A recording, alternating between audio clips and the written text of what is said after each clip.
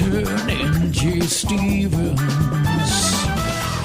watching documentaries so you don't have to. 104.7 The Cave. 104.7 The Cave, Mike the Intern, Jay Stevens in the studio for episode 244 of Dark Side of the Stream. This week was my pick, the new documentary series on HBO Max, Billy Joel, and So It Goes. Yeah. Dude. Did you know anything about this guy before? I I knew a little bit, but I did not know as deep. Like, just off the top of your head, did you like Billy Joel? Yeah. I always thought Billy Joel was good songwriter and just a kind of a more rockin' version of Elton John, I felt like. Did you ever see him? No, never did. Never saw him live? Never saw him live, no. You missed out. Unbelievable. I saw him twice, and both times just unbelievable performer, band. I mean, you got to remember that the last original album he did he did a classical album, which was his final studio album, which is actually really very incredible. crazy, we'll get right? into that Very stuff. crazy. But River of Dreams was his last studio album, really, and I mean, for him that's 30 years ago to continue his career, yeah, and just continue just to perform. With nothing new material. And you know, can we talk about his heavy metal years too? Because I thought that was the coolest. Going to. That was the coolest. I just wanted to. I was just curious to see how much you knew. I am a massive, massive Billy Joel fan. I have been for a long time. I believe that The Stranger is arguably one of the greatest pop records ever written and recorded. It's definitely in the top 5, if not top 3, front to back. It's a masterpiece. Now, you got a guy like Billy Joel who was the principal songwriter, but you cannot discredit the band that he had at the time, and you cannot discredit Phil Ramone as the producer. It is the perfect storm of all those things, and he would admit that too. In addition to his muse, his first wife Elizabeth, which we'll get into that stuff too. But he's a very unlikely star. Like, he's not like some charismatic figure. He's just a short guy from an Long average Island. Dude from Long Island. But he was incredibly talented and an incredibly gifted songwriter, musician, vocalist, piano player, and a troubled soul. That's what I learned from this. Very troubled soul. We'll get into that too. But I thought the way they broke this up into 2 parts was brilliant, because the first part of his life with his mom, and then early, like Jay mentioned, with the hassles that he was in, and then Attila, which was the metal prog band duo when he had long hair, a keyboardist. Google Attila the band. Googled it. It's literally a heavy metal keyboard drum band, and he's singing high, oh my gosh, and they're running keyboard through like amps, and stuff. Through stacks. It's a really interesting take, but then you're like, this is the same guy who would write Piano Man, and She's Got Away, and Just the Way You Are, and like so on and so forth. But you're getting ripped off. There's so much we're still in the first part, bro. But again, like I said, they broke this into 2 halves, and the first half is largely focused on that period up through the dissolution of his first marriage with Elizabeth. Now, I'm so glad that they spent so much time not only talking about Billy and his life, but also her. Because it's like I was telling Christopher when we were watching this, and I'm getting goosebumps, like through like Glass Houses and all that stuff, every single love song that man wrote about this chick was about her. One girl. Just the Way You Are. I thought it was all made up scenarios. Literally every love song that he wrote was about her. And by the way, it was his drummer's wife. Yeah. First of all, again, that whole situation is crazy because he's with his best friend. Yeah. They're in a band together. His wife and they have a kid. They all live as a family unit. And eventually, Billy falls in love with her, and he tells him, and he's like, "Hey, I'm in love with your wife." He beats him up. Yeah, she's like, "I can't I can't deal with this," and she takes off, and he just goes into a spiral. Yeah. Tries to OD. Goes to the hospital for a coma, then gets out and tries to drink bleach and tries to kill himself that way. Dude. And the drummer, who he had an affair with the wife, is the one that saves him in that regard. So you got to see This story is incredible, dude. You got to see it for what it really is. And as a person who suffers from depression, who understands what depression is, who also is manic, who also has issues with addiction, and who also is a hopeless romantic, whenever he talks about that stuff and his inability to communicate and the way he was going through, I know exactly what he's feeling. I know exactly what he's going through because I suffer from that stuff. And I see it. I see it in the way it turns into the spirals and the alcoholism and all the things that he does, dude, and how we deal with it in one way or another. He while being troubled, his Sean, the kid with Elizabeth, not his kid, but the kid that he helped Stepson, raise. He said, for the things in his inability to communicate how he felt, you also have to consider that instead of being able to do that, he did it through song. And that in itself is what fueled just, the music, Oh my God! Yeah. He can't tell you or have a communication with that kid or his wife or whoever, but he can write it in prose and then turn it into one of the greatest pop songs you've ever heard in your life. Amazing songs, dude. So good. And this is just the tip of the iceberg as we discover Billy Joel on this episode of Dark Side of the Stream on 104.7 The Cave. Dark side of the stream, like the intern and J. Stevens, watching documentaries so you don't have to. 104.7 The Cave. Jay Stevens, Mike the Intern, back in the studio. It's Dark Side of the Stream episode 244, Billy Joel, and So It Goes. So I didn't want to spend the whole time fanboying about him because I could literally spend the next 30, 45 minutes talking about how much I love him. And his ability to, they talk about the critics and his back and forth. It doesn't matter what the critics say. Gene Simmons said it best. If you've got 1 million people in that stadium, you're a success. If you've got Paul McCartney saying, when people ask me, what song would you wish you wrote? And he says, Just the Way You Are. By Billy Joel. You know you've made it. Yeah, that dude is a Beatle. And he is arguably one of the greatest songwriters of all time. You go back to his upbringing. And his dad was a classical piano player, and how he hated school. At one point, telling his mom, "I'm not going to Columbia University. I'm going to Columbia Records. And you don't need a diploma there." Yeah, well, he's right. He's right, and he did. But he, that story about how he learned the style of composition so that he could trick his parents into thinking he was practicing, but he knew how to play Bach. He knew how to play Beethoven. He could fake it, and it wasn't even Bach. But he goes, "Oh yeah, it's another piece by Bach." But it's something he was working on. Is huge, and a big part of why I want to talk about in this segment is that early on he figured out the language of music so well that he could almost manipulate it like the Matrix. That is a true gifted master at their craft, where you could sit down and take Uptown Girl, for example, and he plays it. And he goes, "I'm just lifting Beethoven." Yeah, and so he made it sound like Beethoven. He played, like Frankie Valli, in the seasons, and it's like this huge poppy like. But then he played it like Beethoven style. But then you pull it back and go back to how the chord structure is created, and it is, and that's how he plays it. Yeah, and so again, like. You can call him whatever he is, but the idea that he could literally take stuff and change it and make it what he wanted, and in his vision and his idea of what melody should be, and counterpoint with progression. I mean, I'm gonna get into music theory stuff, but to me, as a person who plays music, I don't want to speak for Jay, who understands the language of music and how it moves through movements and melody and progression and resolution and tension and all those things that I identify with. He's one of the best.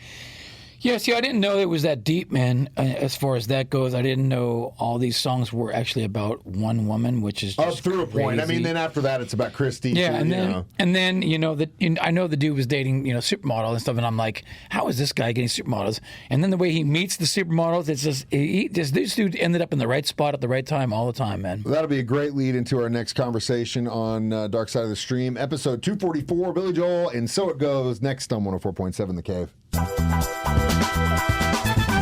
Dark side of the stream, like the intern and J. Stevens,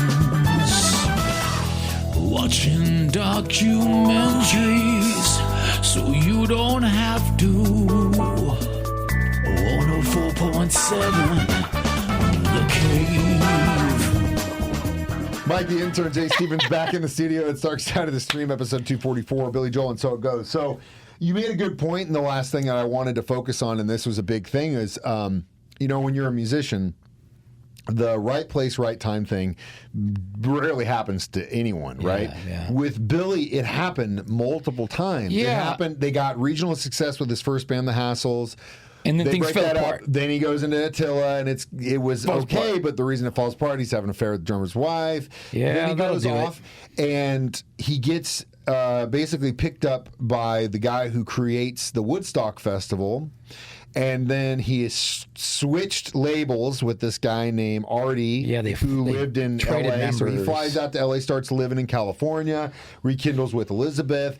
Everything's going good. It makes his first record, but then Artie screws up the mix and speeds it to a 45 single Sounded speed. terrible. And even to this day, like, you can find, I'll put this out. Go look for the '83 remix, because they slow it down, and it's pitched correctly. Even to this day, though, Billy still says that it's not. Well, and he gets ripped off by a manager. Well, that was the first. We're not yet. We're not there yet. He's Not there ripped yet? off too, because Artie was the first one who ripped him off. You got to think about that deal that he made with Artie in the beginning. After that first record comes out, he's pissed off about how they mixed it, how they're not really doing any promotion for it. In the meantime, he hooks up with Clive Davis, who Clive at Columbia is like, this guy's the guy. We need to get him out of this contract. Well, Artie's like, nah, I put an investment into this thing. You're not taking anything. And really, for the next decade, Artie got a quarter of every record sold. I think they said in the documentary that Piano Man, right? Probably arguably his biggest song. That he made $7,000. That Billy Joel made $7,000 off. That was it. All he made because off that. Artie had put the money up in the beginning to invest in this artist. That is insane. Talk about an ROI, man. Yeah. Win, lose, or draw. Even Billy said it himself. No one else gave me a chance at that point. He did. Yeah, I mean, and it was a bad deal, but it was the only deal I had. Then his wife would take over his career and help manage it, and from that point on, it looked like everything was good up until he got.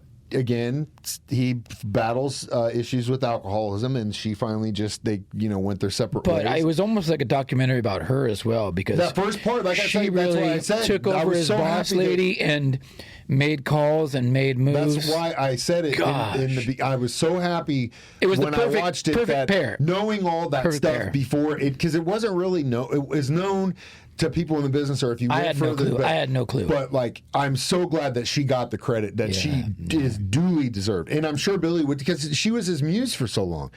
Now, again, after that, she walks away. He's like, I'm gonna get your brother-in-law or your brother to do this, and she's like, no.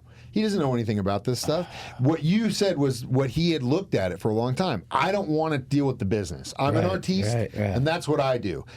But as he would find out, if you're doing that, again, they were talking when Christy Brinkley was talking about that story about them going down the East Coast and they're on family vacation, and every time they'd stop in these little towns, someone would say, "Hey, you bought a horse from us." Yeah, like, hey, what? you bought a house from me. No, and he's like, no, I didn't buy a house from you. You bought this boat from us, and he was like, Bro. no. And she was the one who figured it out. Also, I'd also like to mention that you could almost tell that she's still not really over him. Yeah. I got that vibe. I was almost thinking, are they still together while I was watching this? He's been married twice. He's still with his current wife, but he's been married twice. Can we just backpedal 1 second? Dude goes down and takes his break. He's on vacation in the Caribbean at a little bar. He sees a piano. Billy Joel just figures he's going to sit and play at this little beach bar piano. Turns out all these supermodels are doing a photo shoot down the street. Hey, Billy Joel's over there. Let's go. Dude.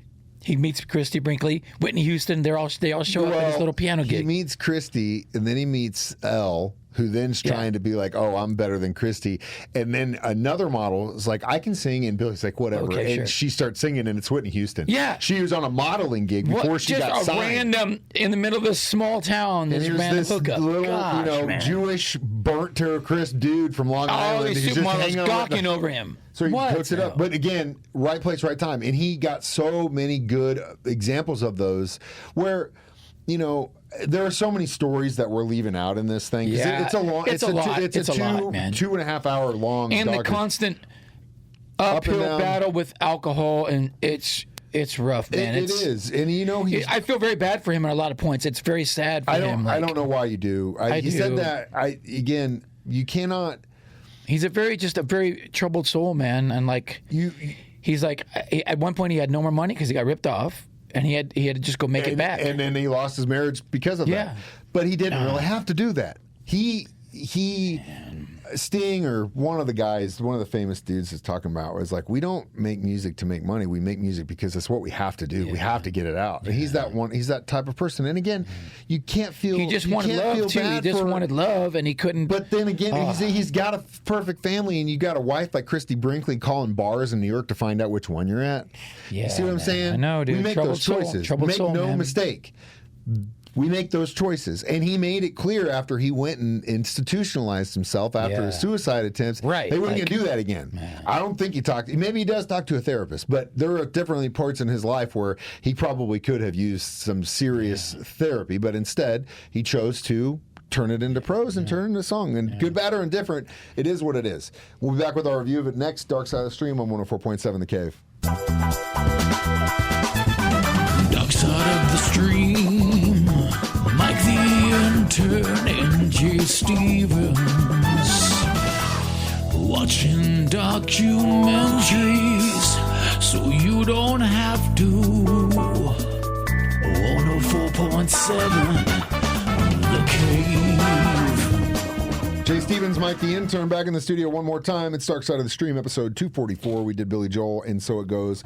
Hands down, perfect score. I'm giving it a 5, my man. Me too. Hands down, perfect score. It's very rare we do perfect scores, but I mean, there's a lot. Like we said, there's a lot in this documentary, but I learned a lot about him and just really gained respect for him. You know, I know he had a lot of bangers, but I didn't know he had that many bangers. Forgot about those bangers. Now, granted, and I said it before, and it's mentioned many times in the documentary, sometimes he bring pieces. Scenes from an Italian Restaurant is a great example where that's like 5 songs that Phil Ramone's like, hey, put this here, put this here, put this here. Arranged a little bit. Failure. When they were talking about Greg and Ken's relationship, and Ken goes, he's the artistic one. He's the one that just has all these different ideas. And then you cut to Greg and goes, Ken's a finisher. Yeah. Ken finishes. I don't finish. Yeah, gotcha. That's a really good response of how that Phil and Billy relationship probably lasted for so long, and how it worked was because when you find that groove where one person can then fill in the gaps where you can't see. Yeah. It's beautiful. Side note, I almost forgot to mention, I am in a Billy Joel video. I'm in the Allentown video. My dad did a couple videos for him. My dad won an award for Best Visual Effects for Pressure video. That screen, the kids looking out. I was supposed to be the kid in Pressure, but somehow scheduling with my thing didn't work out. But I was a brief little part in Allentown video. So there you go.